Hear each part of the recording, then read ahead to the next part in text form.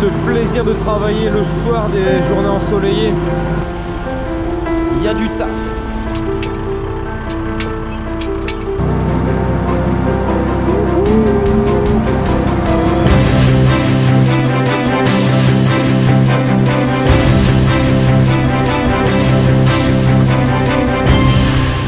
Je vous explique grosso modo pourquoi on couvre.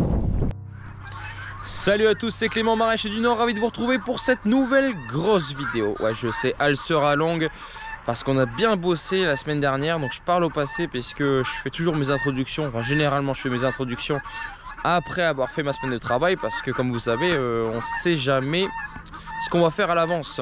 Enfin, du moins on essaye de planifier les choses, mais vous savez que la principale qualité de l'agriculteur, c'est sa capacité d'adaptation. Donc on fait en fonction, surtout, de la météo. Bref, et je sais pas si vous entendez derrière moi depuis tout à l'heure. Et ouais, c'est le déconfinement. La première bonne nouvelle de cette vidéo. Nous voilà fin mars et on a enfin pu déconfiner les volailles qui sont restées à l'intérieur tout l'hiver pour des raisons sanitaires de protection contre la grippe aviaire. Mais c'est pas le sujet de la semaine. Cette semaine on attaque dehors. Vous avez déjà vu la semaine dernière, on avait préparé, mais là dardard hein. Les plantations, allez. Nous voilà ici avec le rotavator pour reprendre le labour qui est bien séché. On va regarder ce que ça donne. Là on voit, ça s'effrite bien, c'est bien blanc au dessus, en dessous encore humide, mais ça se travaille. Il y a même des mottes qui sont déjà trop sèches, mais globalement ça devrait le faire. Donc là on réalise le premier passage. C'est pas le meilleur boulot du monde, mais c'est correct. Voilà, je vais pas trop profond.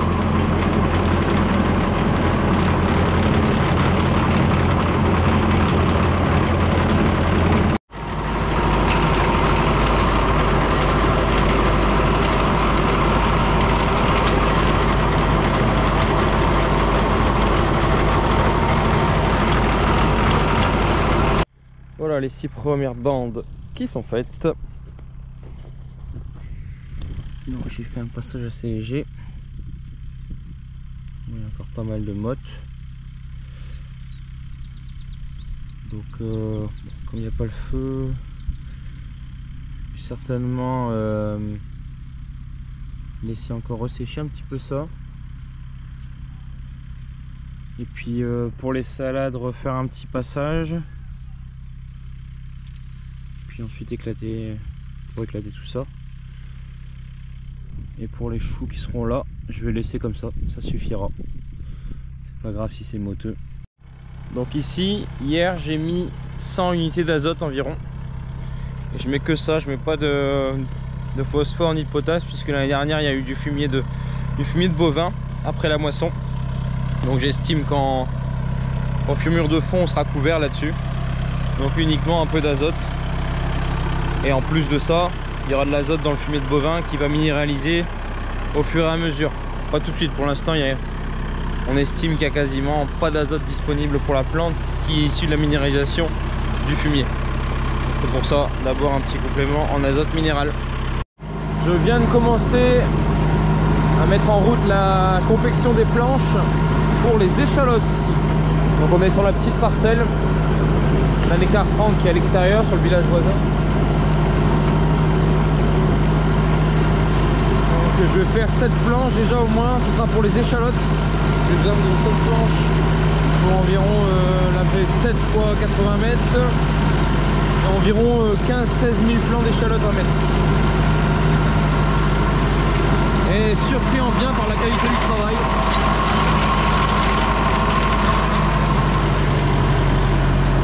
Qui va nécessiter un seul passage. Donc ça c'est plutôt bien. Ce plaisir de travailler le soir des journées ensoleillées, c'est super. Coucher de soleil, tranquillité, calme, pas de vent. C'est là qu'on est le mieux. Moi j'adore travailler tard le soir. Et l'été, Quand il fait très chaud la journée là, jusqu'à 22 h, il fait beau, c'est magnifique. Par contre c'est un peu moins magnifique pour ma compagne qui m'attend le soir. Mais bon, c'est les joies du maraîchage. D'ailleurs on pourra peut-être faire un sujet sur la vie de famille en maraîchage. Il y a de quoi dire. Mais franchement là, quand tu es dans des conditions pareilles, c'est pas du travail ça. C'est ça qui est magnifique avec le maraîchage. Comme tous les métiers passion. Quand tu es passionné par ce que tu fais, le travail n'en est pas un. Donc sur cette partie ici, je vous l'ai pas dit, j'ai apporté aussi de l'engrais parce que sur ce champ ici, il n'y a pas eu de fumier de bovins cet été comme sur la parcelle derrière la ferme. Donc ici, pas de fumure de fond réalisée l'année dernière, donc il faut apporter un complément en minéral. Même si c'est toujours pareil, il y a forcément des choses qui restent dans le sol. Mais en légumes, on s'amuse pas trop. Il faut assurer quand même les arrières sur les besoins en phosphore et potasse. Donc ici on a mis, j'ai mis 150 d'azote, 70 de phosphore et 200 de potassium sous forme de sulfate avec du soufre du coup. Comme ça on a à peu près tout ce qu'il faut pour que ça se passe bien. Bon, aujourd'hui il y a du taf. On attelle la planteuse à choux. J'enfile les boules.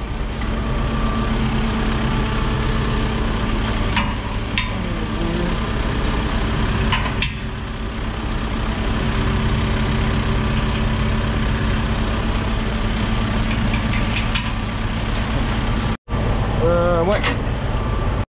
Bon, on a mis à peu près un quart d'heure à faire la première bande. On a galéré à régler la filmeuse.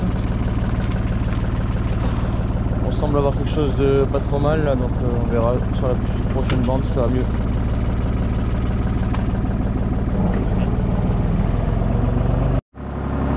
On a trouvé le nœud du problème en fait.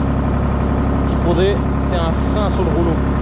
Là on voit il y a Robin qui est sur la machine et qui freine le rouleau avec ses mains. Et ça change tout, c'est beaucoup mieux tendu. Ça recule super bien.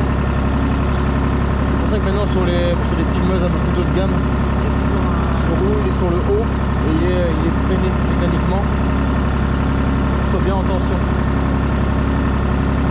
Ah ouais. Vous me direz si vous pensez à un système qui me permettrait de freiner le rouleau, à adapter là-dessus, mais ça me semble un peu compliqué. Hein. Voilà, c'est super. Voilà, les 3 bâches sont posées. On va passer aux chou-fleurs et brocolis. Donc, je présente la planteuse à choux, la roue de jauge ici devant qui gère la profondeur, un soc qui ouvre la terre et ensuite un tourniquet dans lequel les opérateurs mettent les plants dans chaque godet qui tourne et une petite trappe qui s'ouvre au moment où ça va tomber en terre. Et ensuite les 2 disques qui viennent à appuyer sur les côtés pour fermer le tuyau. Bon, la machine est bien réglée.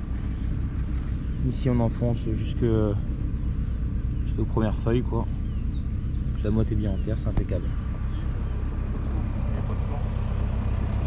Ici les choux sont écartés de 50 cm et entre les 2 rangs il y a 75 cm. Donc là on a 4 caisses de chou-fleur et 4 caisses de brocoli, dont 2 variétés de chou-fleur différentes, de précocité différentes, qui permettront d'échelonner la récolte pour pas que les 4 caisses arrivent en même temps. Et donc il y a environ 350 brocolis et 350 chou-fleur qu'on va répartir sur 3 bandes de 60 mètres.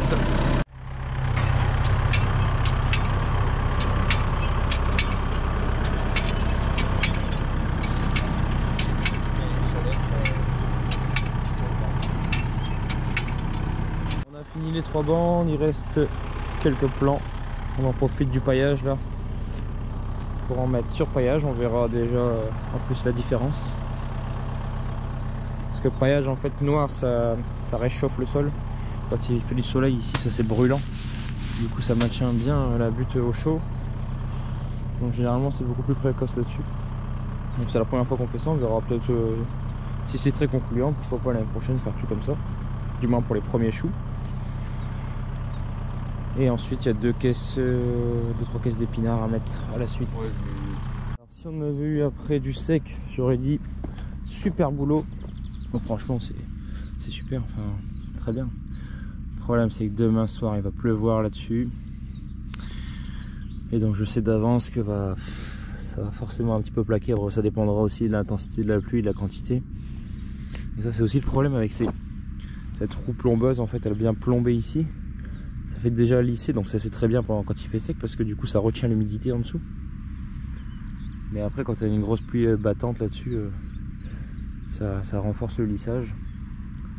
C'est ça qui est un peu problématique, mais bon, on peut pas non plus avoir du matériel pour conditions humides, du matériel pour conditions sèches. Hein. C'est déjà un luxe d'avoir une machine comme ça pour un demi-hectare de choux. Allez, on va changer de rouleau. Comme là on était en paillage salade, 14 trous mètre carré, on va passer sur ce paillage là. Alors pour les échalotes, bon je vous le conseille pas parce que c'est pas celle plus adaptée pour les échalotes. Pourquoi? Parce qu'ici en fait c'est un paillage d'1,50 m avec 11 trous, enfin 11 lignes de trous. Moi je préfère largement quand il y en a 4 ou 6 max, enfin, ou alors 4 sur le milieu et puis des bords pleins. Parce que le problème c'est qu'ici je recouvre en fait là le soc à l'arrière il va recouvrir le bord de la bâche, sauf que sur le bord de la bâche il y a des trous, donc il y a des mauvais airs qui arrivent à passer à travers, c'est ça qui est dommage. Et puis après là je suis sur du 28 trous mètre carré. Disons que je le conseille plutôt aux alentours de 24. Après moi avant j'étais en 24, je suis passé en 28 parce que j'estimais que c'était pas mal en niveau optimisation de l'espace. L'année dernière j'avais vu les deux, j'ai pas vu de différence, mais généralement ils conseillent autour de 20 à 24 maximum. Donc là je suis un peu en surdensité. Après bon là c'est parce que j'ai l'habitude, mais sinon celui qui commence je pense qu'il est mieux d'espacer un peu plus pour protéger les ressources. On va également planter l'ail comme je l'avais dit. Et ici donc je vous l'ai pas montré, mais l'ail en fait il est arrivé en gousse pleine. Et donc on a dû le décortiquer pour enlever ce qu'on appelle, enfin, séparer les cailleux. Une gousse c'est un assemblage de cailleux comme ça. Sauf que maintenant il y a plein de petites feuilles. Donc ce qu'on va faire, je vais utiliser une méthode pas très habituelle, le souffleur à feuilles. Donc en fait on va mettre quelqu'un pour vider l'ail dans les caisses et je vais souffler au loin pour séparer le poids lourd des cailleux du poids léger des feuilles. Alors généralement l'ail j'essaye de l'avoir en déjà égoussé, c'est beaucoup plus simple parce que ça on passe un temps infini à faire ça à la main, tandis que ceux qui le vendent ils ont des machines spéciales pour égousser l'ail, donc on paye un petit peu plus, mais au final c'est quand même beaucoup moins cher par rapport au temps que nous on doit passer à égousser. Mais là pour le coup mon fournisseur il avait plus d'ail égousser, donc il m'a donné de l'ail en gousse complète. Donc il y a deux possibilités de date de plantation pour l'ail, soit l'ail à l'automne qu'on plante à l'automne et l'ail qu'on plante au printemps. Alors moi j'étais toujours parti dans l'idée de planter à l'automne parce qu'en fait au début je pensais qu'il y avait l'ail blanc, parce que c'est ce qu'on aime bien vendre nous, l'ail blanc. Je pensais que c'était uniquement à l'automne et en fait il s'avère qu'il y a aussi de l'ail blanc de printemps. Alors, je sais pas pourquoi j'avais cette idée en tête, enfin, j'avais dû voir ça quelque part. Et bah là, les conditions cette année ont fait que j'ai pas pu le planter. Donc j'en avais planté, comme je vous l'avais montré dans la précédente vidéo, en serre, enfin une partie. Et donc du coup j'ai voulu essayer. J'ai quand même racheté un sac de 20 kg d'ail de printemps pour voir ce que ça donne au printemps. Est-ce que c'est aussi bien, mieux? En tout cas en conditions de plantation c'est généralement un peu mieux. Et ça n'a pas tout l'hiver à passer sous les pluies diluviennes du nord. Donc on verra ce que ça donne.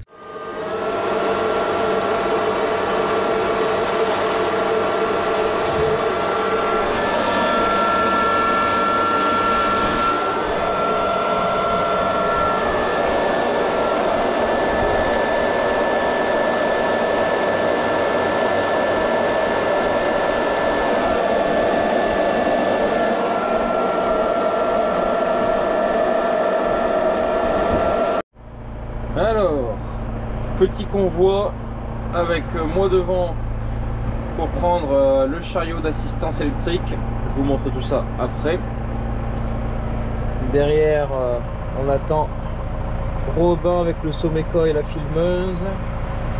Et Franck avec le Kubota qui porte les échalotes et le rotavateur pour que je puisse commencer à préparer en même temps pour les oignons. Et Aurélie elle va nous suivre en voiture, comme ça on sera à 4 au champ, ça pourra dépoter. Alors j'avoue, le transport du chariot n'est pas forcément très catholique, mais bon c'est léger, 4 sangles,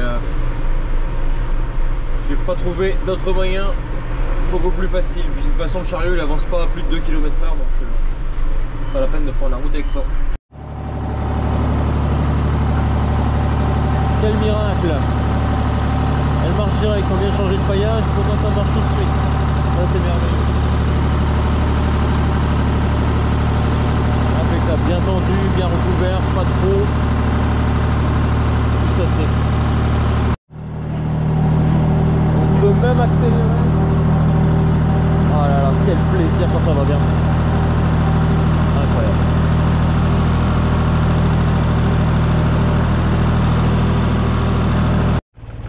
Allez, soyons fous, on tente de mettre la troisième.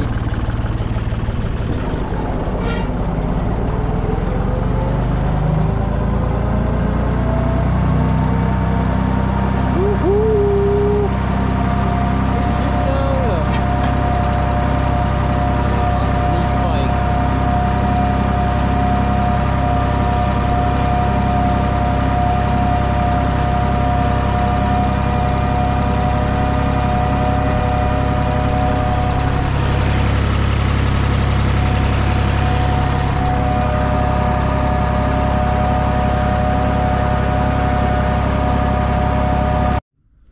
Alors maintenant que le filmage est terminé, je vous présente le chariot d'assistance électrique où Franck et Aurélie sont en train de planter. Donc c'est un chariot qui fonctionne avec deux batteries, une batterie qui gère chacune des roues arrière qui sont motrices. Le guidage se fait avec une petite manette qui est en dessous de Franck là. Donc rien de plus simple, avec un fonctionnement forcément très lent pour permettre d'avoir le temps de planter. Et donc là ils plantent chacun 3 lignes, enfin 3 lignes et demie, puisqu'il y a 7 lignes en tout sur la bande. D'ailleurs ici on est sur de l'échalote traditionnelle comme on appelle. L'échalote qu'on trouve souvent dans le commerce, c'est de l'échalote de semis. C'est-à-dire ça part d'une petite graine qui va devenir une échalote. Tandis que là c'est un bulbe qu'on plante ici de cette manière et qui va faire naître plusieurs bulbes autour de lui.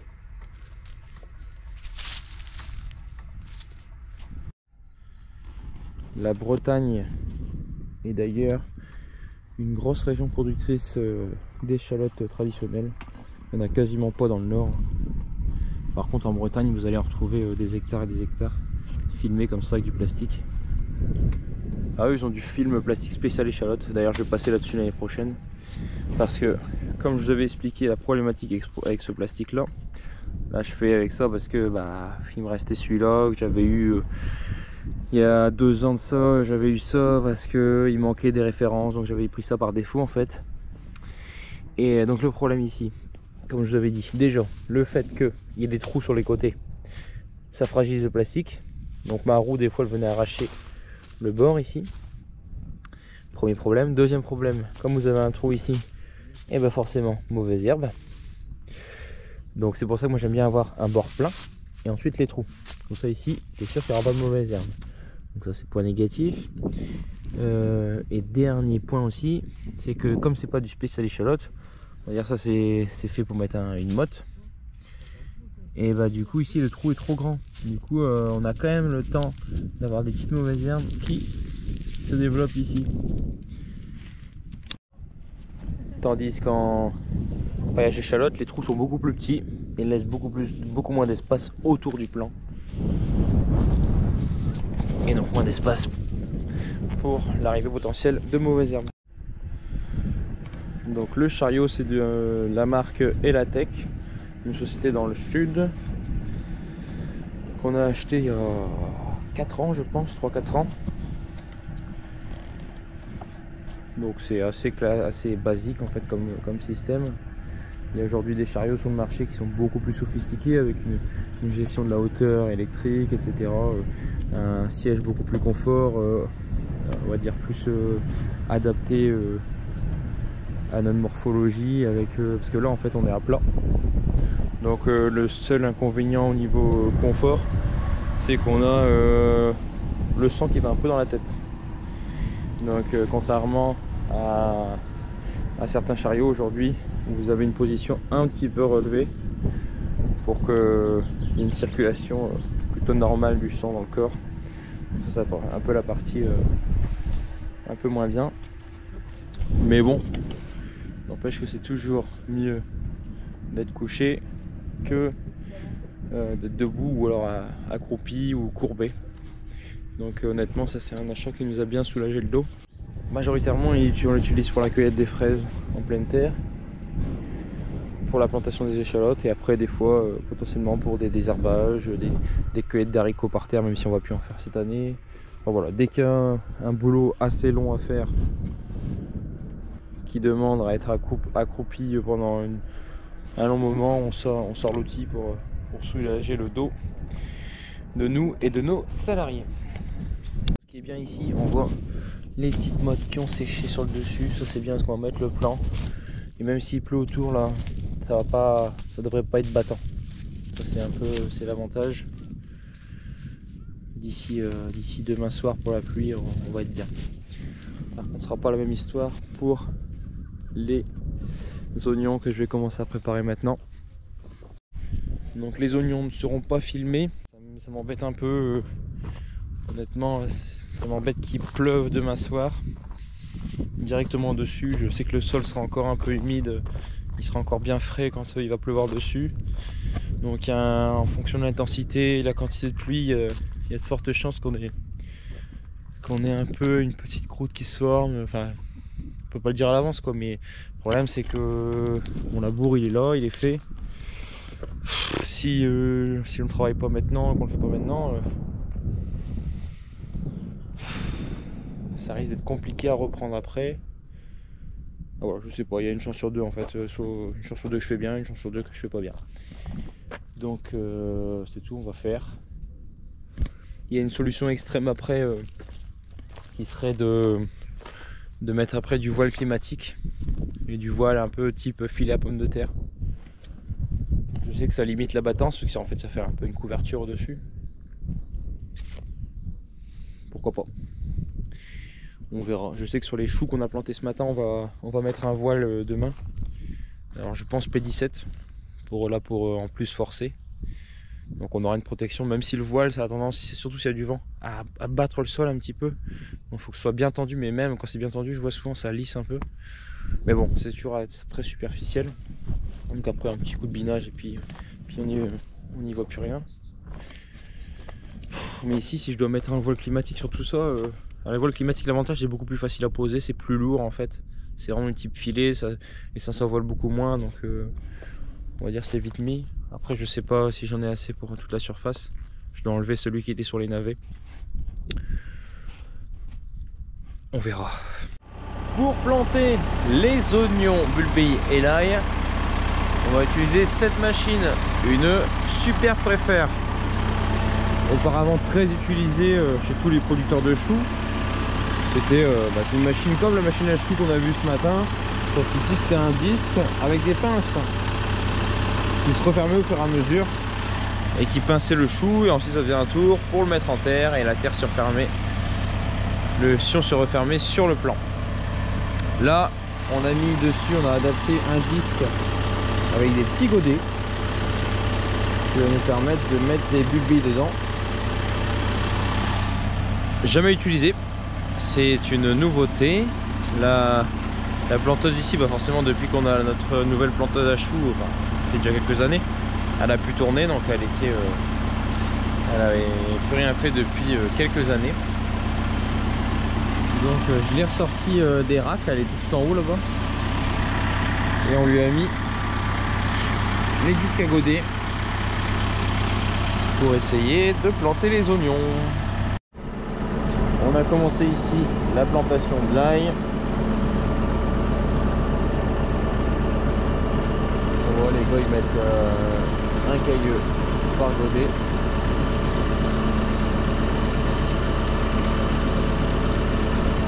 La roue entraîne les godets. On a environ une douzaine de cailloux au mètre.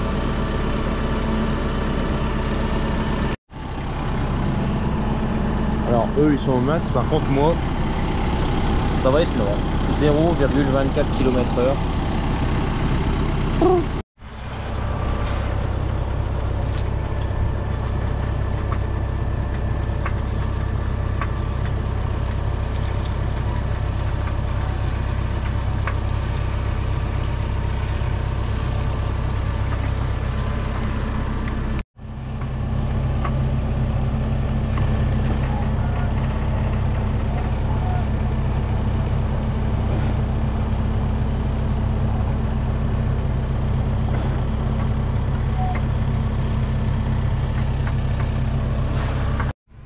Alors, voyons voir derrière ce que ça donne.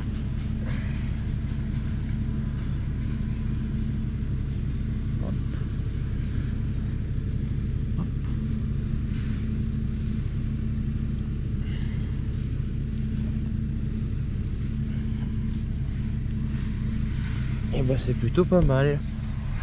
Une bonne densité. Donc là on va finir l'ail. Et après pour les oignons, on mettra 2 oignons par godet. A noter que comme vous voyez, j'ai laissé une partie labourée. En fait là j'ai fait 5 bandes. Donc il y aura 2 bandes d'ail ici, on va faire 3 bandes d'oignons. Et on va s'arrêter là pour aujourd'hui parce que la terre elle est pas super, donc on va reprendre ça dans des meilleures conditions. Après il faudra que le labour il sèche. Et ça dépendra de là-haut. Bon du coup là on vient de passer aux oignons bulbilles. Donc la seule différence c'est qu'on met 2 oignons par godet. Parce que ça peut être planté plus densément que de l'ail, il n'y a pas de problème. Donc sur la ligne ça fait un peu beaucoup. On va être à 25 environ, 25 plants au mètre. En général on dépasse pas les 20. Comme je mets que 2 lignes sur une bande alors qu'on pourrait en mettre 4. Je me suis dit qu'on pourrait densifier un peu sur le rang. Et du coup pourquoi je fais comme ça sur 2 lignes à 75? Pour des questions de praticité encore une fois. Pour le binage notamment. Car on a une bonne bineuse en Kuma à 75 pour du maïs, donc qui fonctionne très bien aussi pour ça. Donc ça je sais que ça va être, on pourra biner ça correctement. Et également pour la récolte, on pourrait potentiellement envisager de récolter ça avec l'arracheuse à pommes de terre. Ça reste à voir. Allez, dernier petit travail avant la pluie. On va mettre un voile P17 sur les choux. La largeur apparemment du voile fait 10,50 m, donc je pourrais certainement le mettre aussi sur les salades qui ne sont pas plantées. Peut-être envisager, ça ça me permettra de limiter aussi peut-être un peu la battance sur les trous du paillage. Donc, de toute façon il faut qu'il soit tendu, donc dans tous les cas on va l'utiliser. Bon, ce qui m'embête un peu c'est qu'il y a un petit peu de vent, donc c'est toujours un peu galère de mettre les voiles quand il y a du vent. Toujours important quand on range les fournitures, les petites annotations avec les dimensions de la fourniture en question. Donc là c'est du voile. Donc là je vois qu'en haut il y a du au fond du paloc c'est du P30 en 60 x 6 mètres.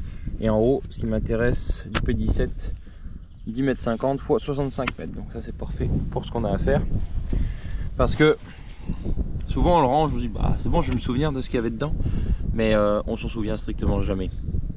Donc tu te fais avoir une fois, deux fois, trois fois. Des fois il te faut quand même une petite quatrième fois. Et maintenant on note tout. Voilà, on commence à étaler.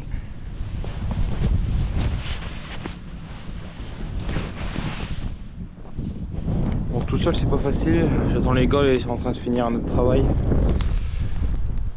Je vous explique grosso modo pourquoi on couvre. Donc il y a l'effet battant, je vous ai parlé. Sur un effet là-dessus, ça va permettre de protéger un petit peu le sol, d'amortir les gouttes pour qu'elles soient pas trop impactantes sur le sol et qu'elles tapent, qu'elles referment. Et deuxième aussi pour maintenir une température un peu plus élevée. Alors surtout pour les choux et les salades aussi qui vont arriver.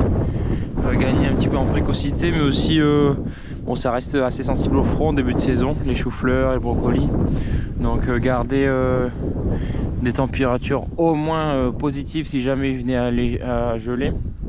Bon, on n'est pas à l'abri d'avoir des -1, -2 de temps en temps le matin, des petites gelées matinales. Donc c'est important de garder une température positive pour les premiers choux.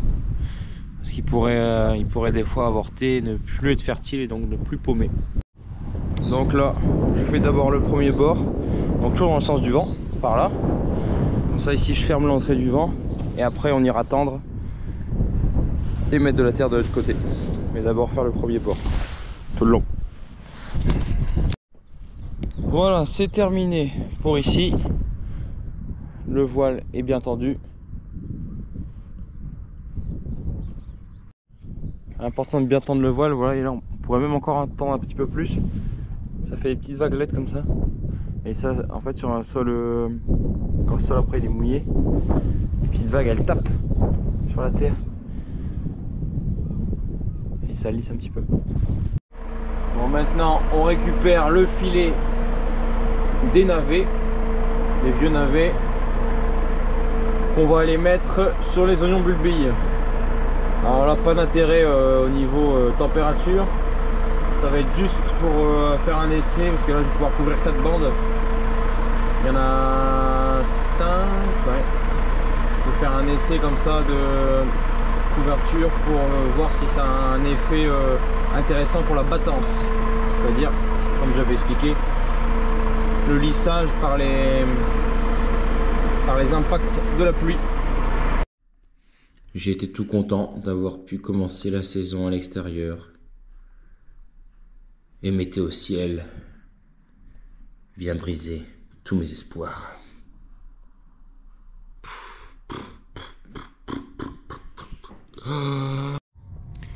On se retrouve 4 jours plus tard sur la même parcelle avec les oignons et les échalotes là-bas. On va conclure du coup ici. Et juste pour vous montrer déjà la différence avec le voile, on voit la couleur. Bon là il n'y a pas plus grand chose donc ça va aller quand même. Et on voit qu'ici ça blanchit plus parce que c'est un... Voilà, en fait ça fait des petites plaques comme ça. Voilà, quand on va faire ça, hop, ça c'est un peu colmaté si vous voulez. Donc c'est ça en fait, là c'est une version très sage de la battance. Mais quand vous avez des pluies très battantes, et ben là vraiment c'est des... Ça peut faire des placards comme ça sur une grosse surface. Tandis qu'ici on voit déjà la couleur. Hop, on a des plaques qui sont beaucoup plus petites. Les agrégats sont beaucoup plus séparés. Donc il y a en effet un effet sur la battance. Après je pense que ça reste faut pas non plus qu'il y ait des orages très violents là-dessus. Je pense que l'effet battance sera quand même là malgré le voile. Alors un truc qui m'impressionne aussi avec les échalotes, c'est cette capacité à s'enraciner à une vitesse phénoménale. Regardez là, en quelques jours, là ça fait 4 jours que c'est planté, on a déjà 1 cm de racine ici. Ça reprend toujours très vite. Donc au final, entre la plantation et puis aujourd'hui, on a eu une journée de pluie du coup d'une dizaine de millimètres. Et on voit que voilà, les dégâts sont très limités. Puis maintenant, bah, de toute façon ça a resséché déjà dessus. On a eu une belle journée de soleil aujourd'hui avec du vent. Donc ça a bien blanchi. Donc maintenant voilà, il peut pleuvoir, il n'y a pas de problème. Donc on verra ce qu'on va faire avec ça. Ils annoncent encore énormément de flotte. Donc ça c'est dommage. Sinon on aurait pu rapidement y retourner. Mais vu ce qu'ils annoncent là, bah, on va laisser passer l'orage comme on dit. Et puis on avisera ensuite. C'est la conclusion de cette vidéo. J'espère qu'elle vous aura plu malgré sa longueur. Après, il y a beaucoup de boulot, on a bien bossé cette semaine, donc il y avait beaucoup de choses à montrer. Donc difficile de faire un peu plus condensé. Je vous donne du coup rendez-vous la semaine prochaine sur je ne sais pas quel sujet encore, j'ai plusieurs possibilités, on verra. Je vous invite comme d'habitude à liker, à partager, à commenter et surtout à vous abonner. À la semaine prochaine et à no stocker.